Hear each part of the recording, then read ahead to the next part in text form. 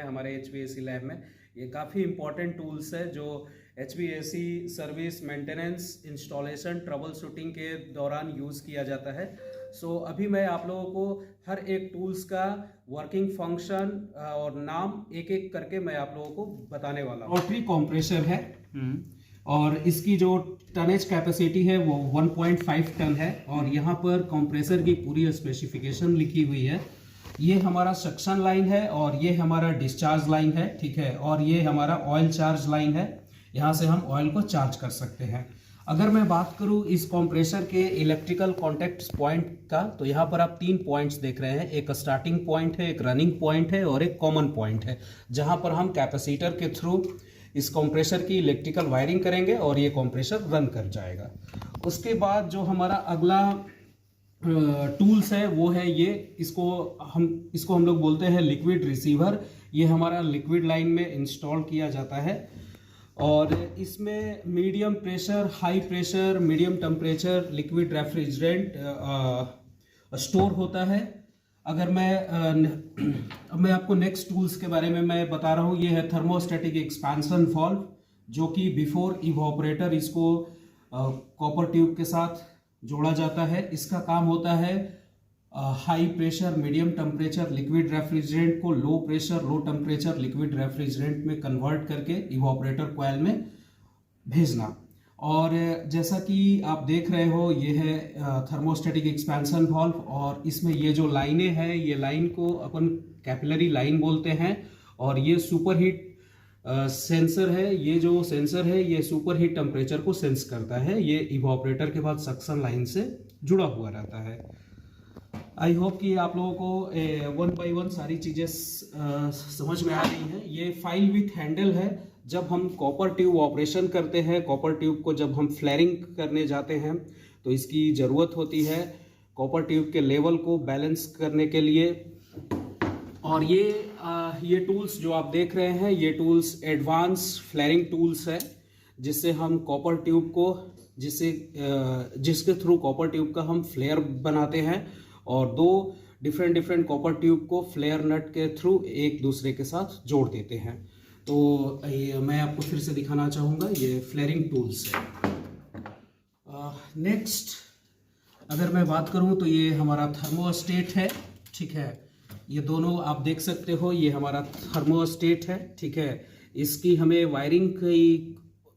हमें proper wiring करनी पड़ती है और थर्मोस्टेट का काम होता है टेम्परेचर को कंट्रोल करना या फिर प्रेशर को कंट्रोल करना।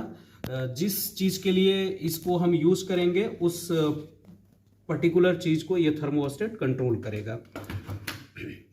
उसके बाद ये हमारा टेम्परेचर मीटर है। ये बिल्कुल डिजिटल है। यहाँ पर temperature, pressure, humidity, relative humidity, wet bulb temperature, dry bulb temperature, सारी चीज़ों की इंफॉर्मेशन हम लोग ले सकते हैं इस डिस्प्ले के through. Next one is this is the solenoid coil. काफ़ी इंपॉर्टेंट इक्विपमेंट है ये, HVAC में यूज होता है। सोलेनाइड वाल्व है, ठीक है। ये यहाँ पर ये जो आप वायर देख रहे हो और यहाँ पर इलेक्ट्रोमैग्नेटिक कॉइल होता है। By the help of electromagnetic coil ये एक्टिवेट और डीएक्टिवेट होता है और रेफ्रिजरेंट को ये पास करता है इन लाइन। सो ये काफ़ी इंपॉर्टेंट है। सोलेनाइड वाल्व, सोलेनाइड कॉइल, इसका काम होता है रैप फ्लो को कंट्रोल करना। नेक्स्ट वन अगर मैं बात करूं तो ये है ड्यूल प्रेशर। आप डैनफोर्स यहाँ लिखा हुआ है, आप देख सकते हो। ड्यूल प्रेशर स्विच है, जो कि ड्यूल प्रेशर मतलब हाई प्रेशर, एक जो स्विच है वो हाई प्रेशर के लिए काम करेगा, दूसरा लो प्रेशर के लिए काम करेगा।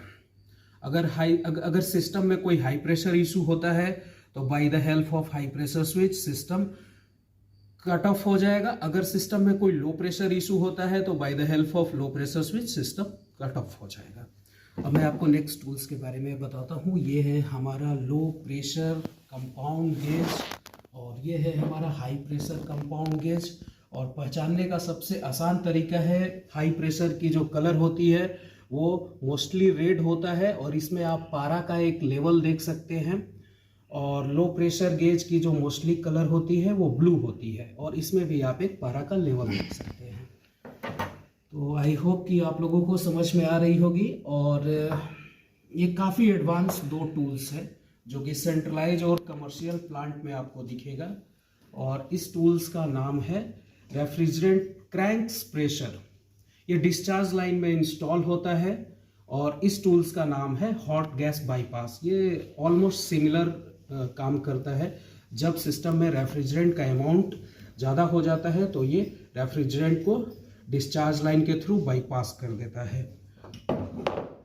नेक्स्ट ये रिमर है जो कि फ्लेयरिंग करने के दौरान कॉपर ट्यूब में लगाकर हम रिमिंग करते हैं, जिससे कि कॉपर ट्यूब का जो इंटरनल जो लेयर होता है वो बिल्कुल क्लीन हो जाता है।